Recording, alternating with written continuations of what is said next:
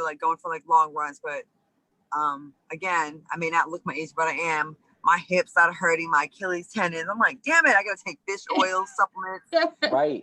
It's getting real.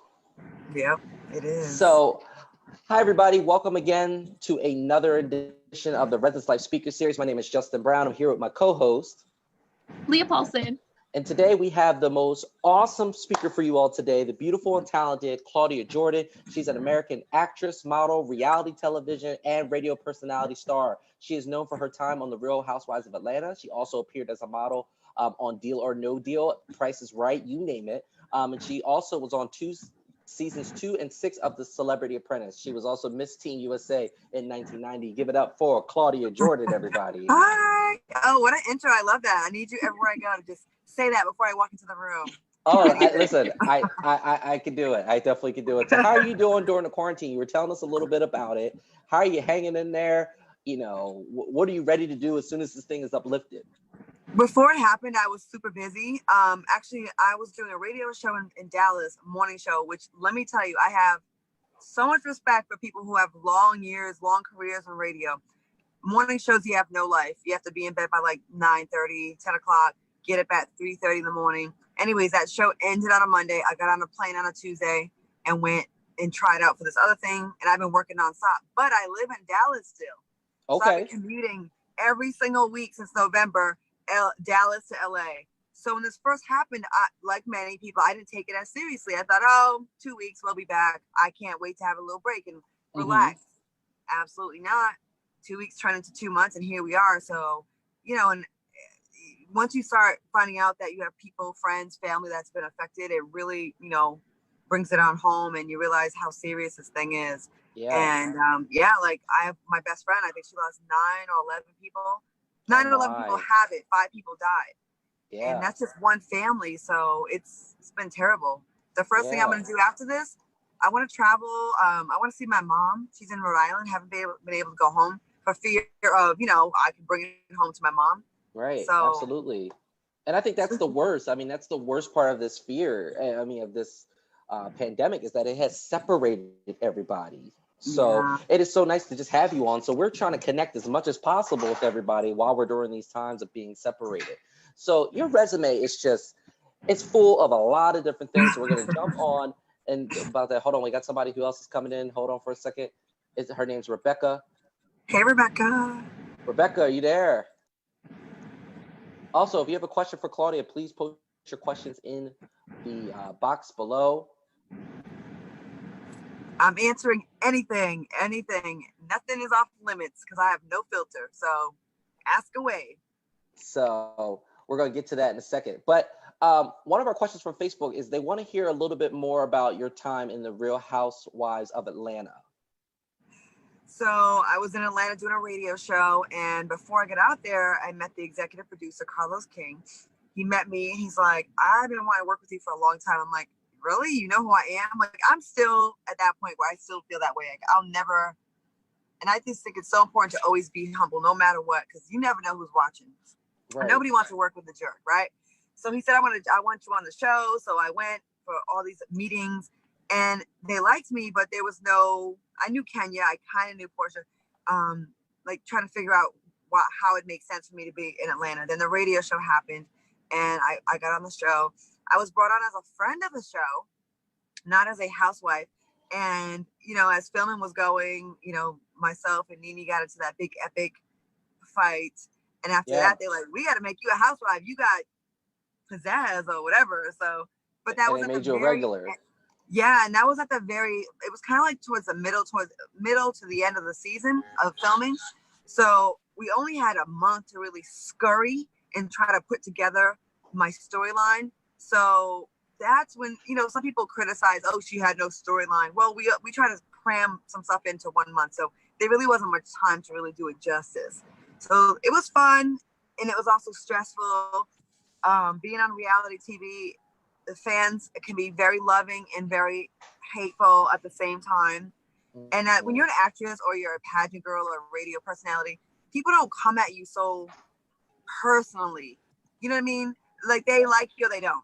When you're on a reality show, like people feel very comfortable with you that they can say anything, like wishing death on a relative or a parent, Oh, or wishing wow. you have a miscarriage. If they don't like you, they say the meanest, horrible things, where I was not used to that. I lost 7 pounds in 1 week off of just the anxiety of it. So if you want to be on reality TV, think about the bad that comes with it. Yes, you get super famous super fast, and it can be fun, but there's also a dark side of it where you're like, oh my God, why do you feel that strongly about me? I'm just on TV doing a show that's Right. produced. Right. That a lot of people had stuff to say about, saying, oh, you didn't have a storyline, but yet they were still watching. We had the highest rated season in a very long time. Season Right. 7 had 4 million, 3 million consistently. And, a lot of the episodes, I mean, I was a part of that. I'm gonna just say that. Absolutely. You know? What was your favorite part about that, though? Like, you've worked with so many people. You've got to meet so many people. When I was with Kenya and Cynthia and doing fun stuff where it wasn't arguing to me, that was like, we're showing women, Black women, like there's always this thing, right, that you see Black women on reality TV, it's always a fight. We were showing the opposite, and I love to be able to show that, like, it's not just one dimensional. And that's with all reality shows, especially with women. I won't just say Black women, but women in general. It's always like, ooh, they get into it. There's other ways of being entertaining without cussing somebody out and scratching your eyes out, like, and I want to show that, and I love those kind of fun times. Right. So you were on The Apprentice with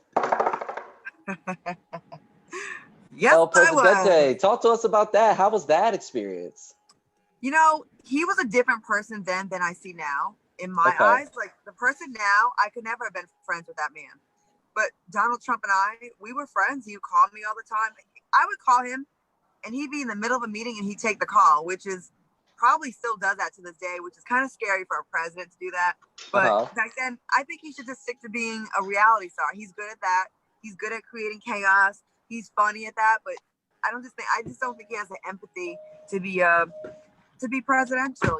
Like, love him or hate. I mean, we have not heard one time where he's spoken about the human loss, like the human, like, where's the humanity?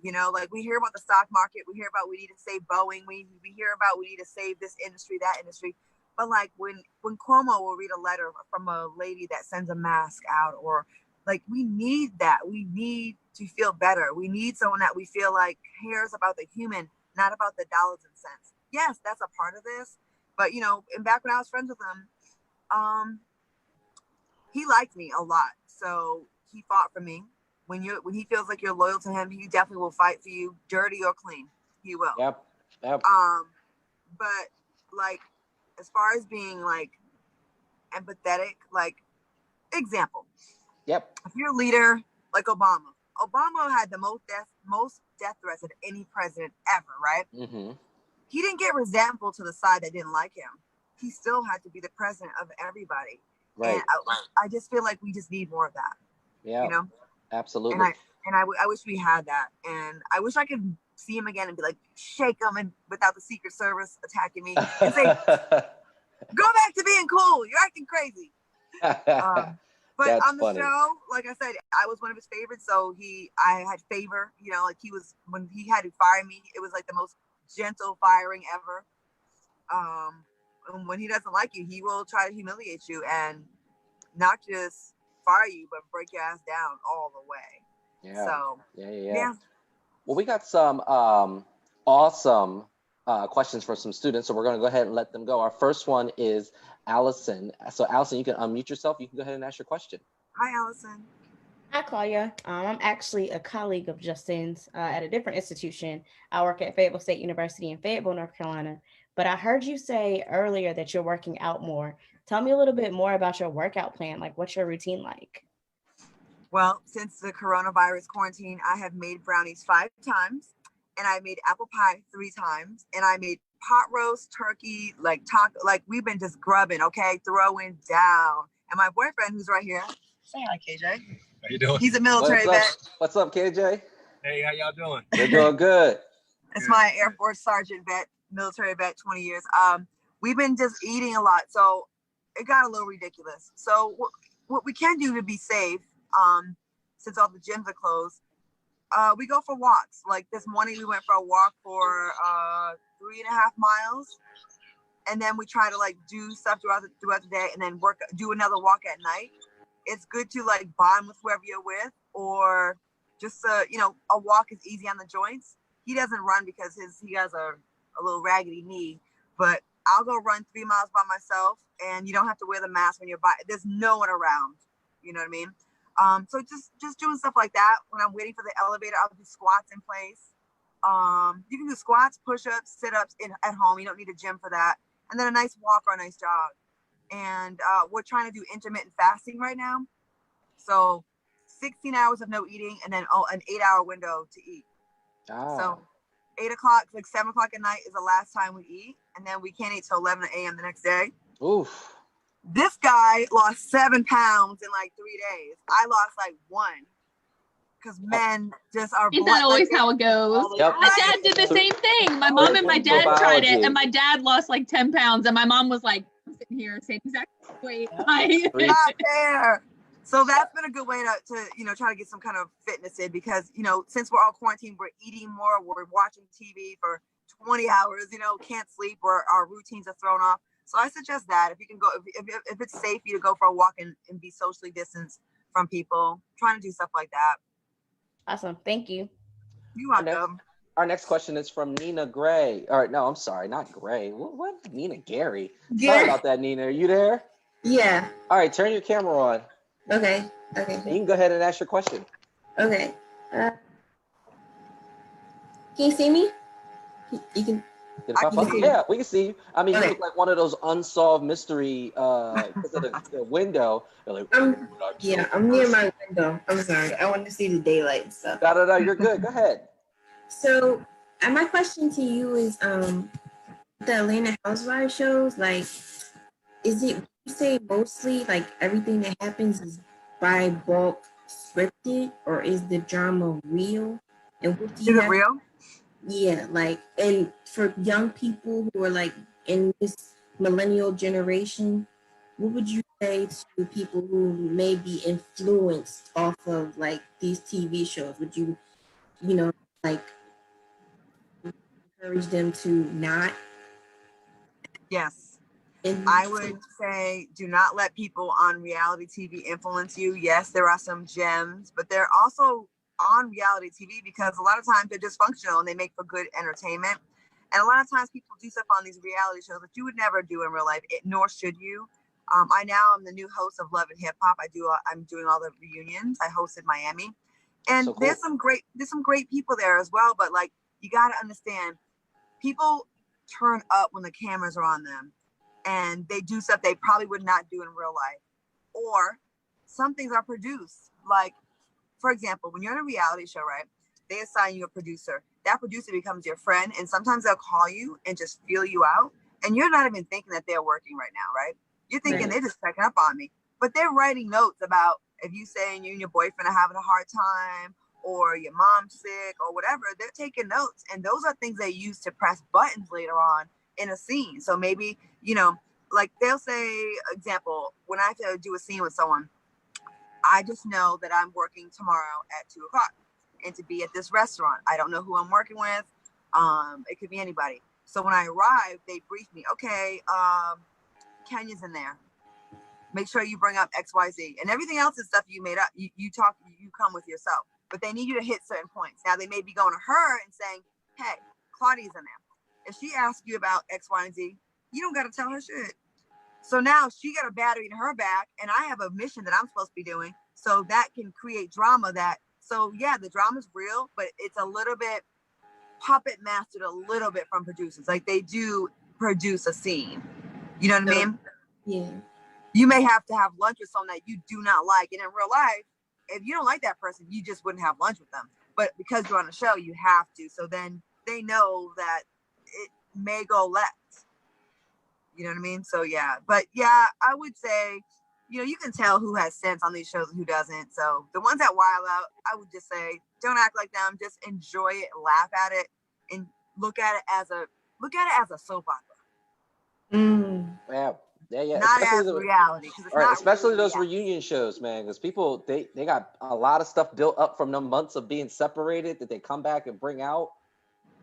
And a lot of times with the reunions, which I don't, it's like you may have squashed the beef with someone from 3 months ago, and the reunion's being shot now, and you're cool, and the reunions are there to bring it back up a lot of times and like pick that scab, and you're like, you go back to square one. So now we have more footage, more material for next season. That's just how TV works.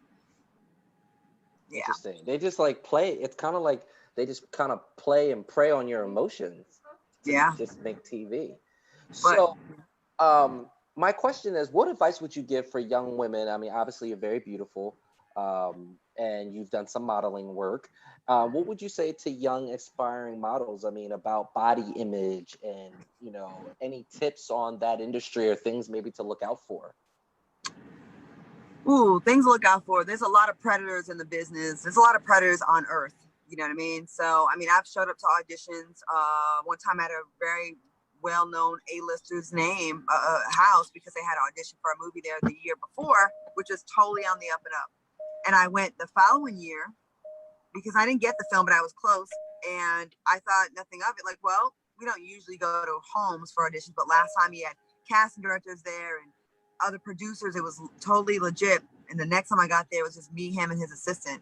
And I had to weasel my way out of being, you know, being in harm's way. He grabbed me. He wanted me to take my shirt off and give me a massage because my neck was tight, and that was very scary. And I have no problem saying it was Steven Seagal. And you would think, oh, a lot of times we get comfortable with celebrities because we think we know them. We don't know them, but we feel like we know them because we've seen them on our screens.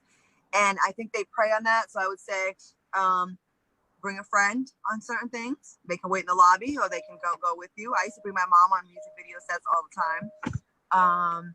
If it sounds too good to be true, it usually is. Don't ever pay for a modeling class or a modeling school unless it's Cynthia Bailey. She's the only one I know that's legitimately, you know, doing that. But there's a lot of these schools that just want you to pay tuition. They have no connections to ever get you a gig. A real modeling agency will get money on the back end. They'll take you in, and the most they'll ever take you is 20%, 10% of TV work, 20% of print. Once they get you a job, they can take a cut. Never pay to sign up for a modeling agency. That's all BS. If they know they're good at getting you gigs, they won't have to charge you to be a part of their agency. Don't compare yourself to other women and feel bad about yourselves if you see this perfect image, because that perfect image is not perfect. And now I think we know with filters and so there's so much, you know, photoshopping going on, because it can make you feel like less than about yourself. Like, I wish I looked like that. She wishes she looked like that. Trust me. Okay. What else? Just be careful. I don't encourage people to get into modeling unless it's just a different industry now. There's just too many. It's too overly saturated now. If you're like, you know, supermodel material, 5'10", 15 years old, 100 pounds, those girls belong on the runway. But you just have to be careful and use common sense. You do, because there's a lot of people that say, hey, I got a photo shoot for you. Come over to my place. Red flag. Say, can I bring my mom? If him and her, then you know, and bring someone.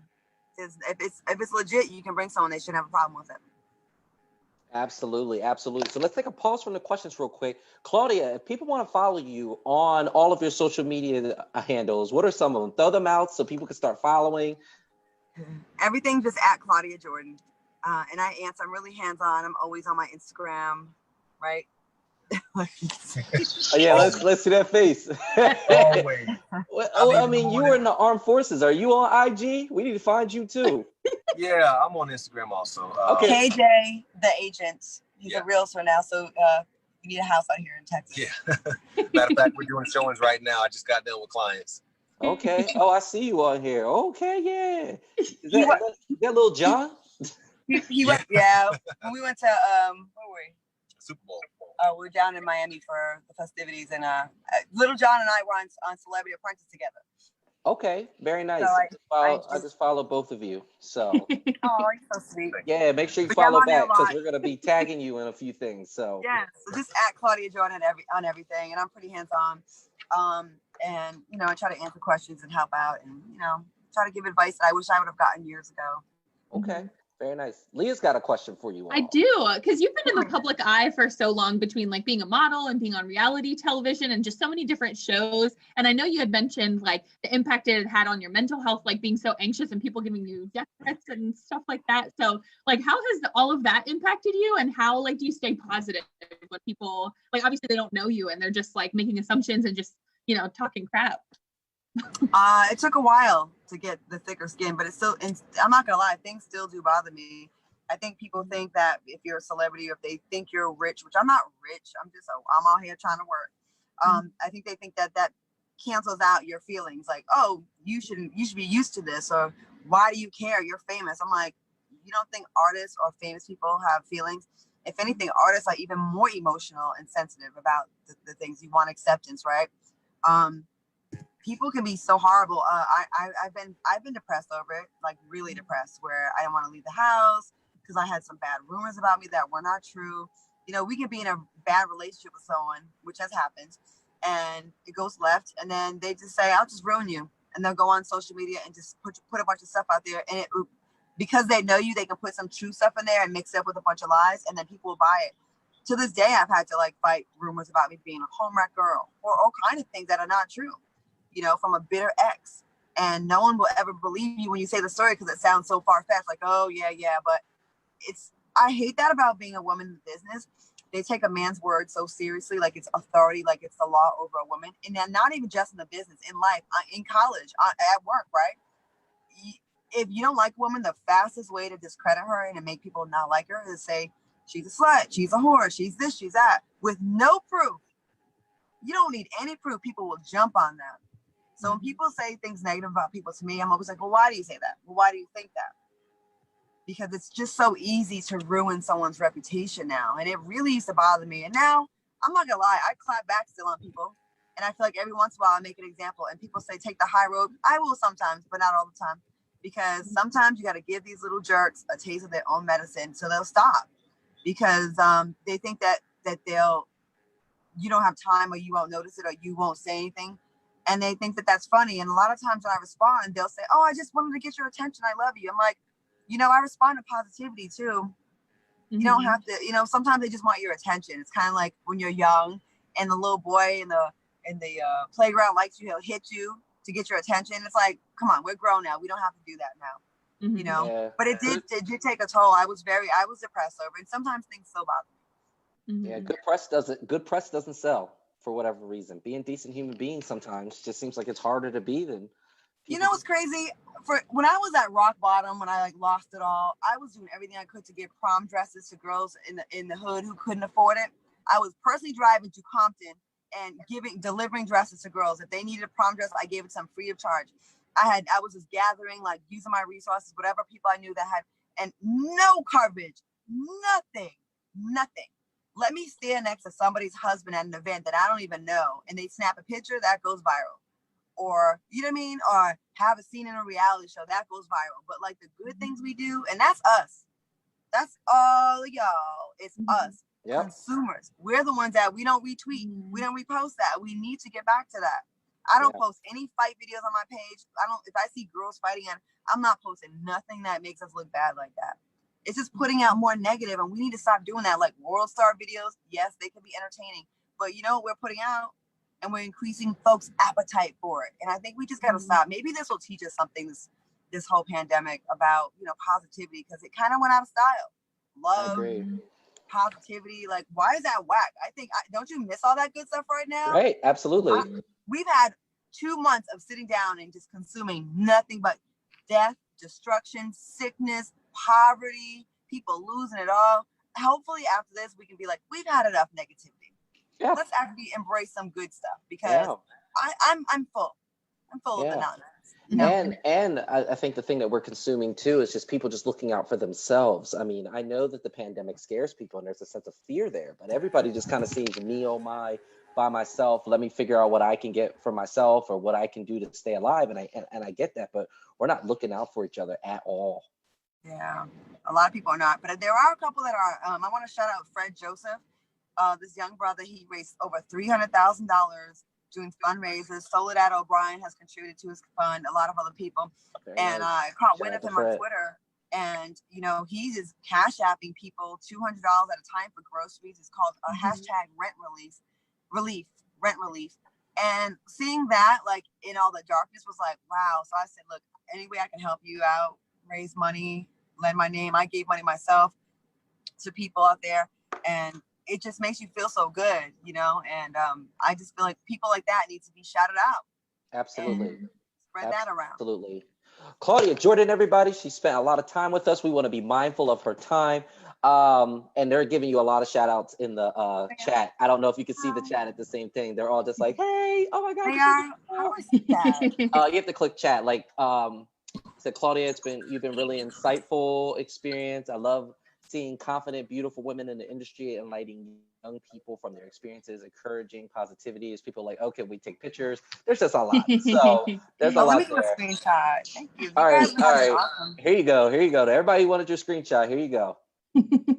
All right, 3, 2. All right, there you go. Claudia, we do this thing where we allow our speakers to take us out. And what that means is that you have the final say. So if there's like a key to life that you have or something you wanted to leave that was the impact on the students, I mean, you've been dropping gems on us the entire program. Okay. So I don't know what more you could pull from, but I'm sure you have something. So you go ahead and take us out. I just want to say to people out there that are, you know, seeing all this negativity out there and feeling like there's, you know, losing hope. I mean, even some of your faves have been to rock bottom and they found something inside them that gave them that extra like to keep going. And I need you all to find that and to keep on going because you never know what's right around the corner. My biggest victories and the things you mentioned, Celebrity Apprentice, Love and Hip, all these shows have been right before I was literally like, did not know where the next thing was going to come. And I don't mean next big thing. I meant, I remember being to a point where I had lost 2 homes in 1 month. I went from all this money to $80 left in my account, still trying to maintain the facade of having it going on. And I was stressed out. I had less in my bank account than someone who worked, you know, probably part-time at a grocery store. And I was scared. I didn't know like where my next meal was coming from. And I did not lose faith. I stayed positive, although it was very hard. I'm not going to sit here and act like it was so easy. But one thing I will say is accept angels that are put in your life. You know what I mean? Like all this, I got it. I can do it by myself. Accept it. Sometimes it's in the form of a friend that wants to come give you a hug or let me come bring you a plate of food. Don't lose the pride. Pride gets you nowhere. And when you can let that wall down and like let people in your life that like want to help you, like don't be too prideful for that. And stay humble. And when you get it all back, remember those times to keep you humble. Because you see these people that are, you know, they came from darkness, they rose up and they think it's all them. No, that was God. And those are people in your lives that helped you. And don't forget where you came from. Because let me tell you something, I done seen a lot of people rise up and then fall on down and then they want to be humble and it's too late. Don't nobody want to work with you. So just keep yourself humble and you never know who's watching you. I promise you, in all areas, not just Hollywood. You never know who's watching you that might look at you and see your hard work and say, I like this person's humility. I want to give him a chance. I promise you. I promise you. And watch The Secret. Yes, we will. Any projects you want to throw out? Go ahead and throw them out. What do you want us to Love and Hip Hop. When we get back in the studios, Love and Hip Hop. I'm the new host. I'm going to try to bring some class and sass and fun to the show and try to make these people resolve some issues. We're working on maybe opening up a business right now during this, this time alone has taught us like, you know what, we got to have another means. And I have a film called Dear Frank with Columbus Short, Brian White. That's it's a thriller. Don't watch it with the kids though. And what else? I'm working on my book. I got a book I want to write about. I have a lot of things that people don't know, like really being rock bottom. And I want to encourage people to like not give up because like it's really easy to tap out. Yeah, you know what I mean? absolutely. There's a lot of stress. But yeah, y'all keep hope alive and be nice, treat each other the way you want to be treated, and don't spread gossip. Yes, absolutely. Claudia Jordan, everybody, thank you so much for joining us. We have one more event tonight, so everybody who is watching, and Claudia, you are also invited to this if you would like to show up.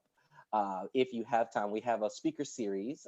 So far we've had a lot of speakers this week, and our last speaker for today, if my screen can share, is Tim.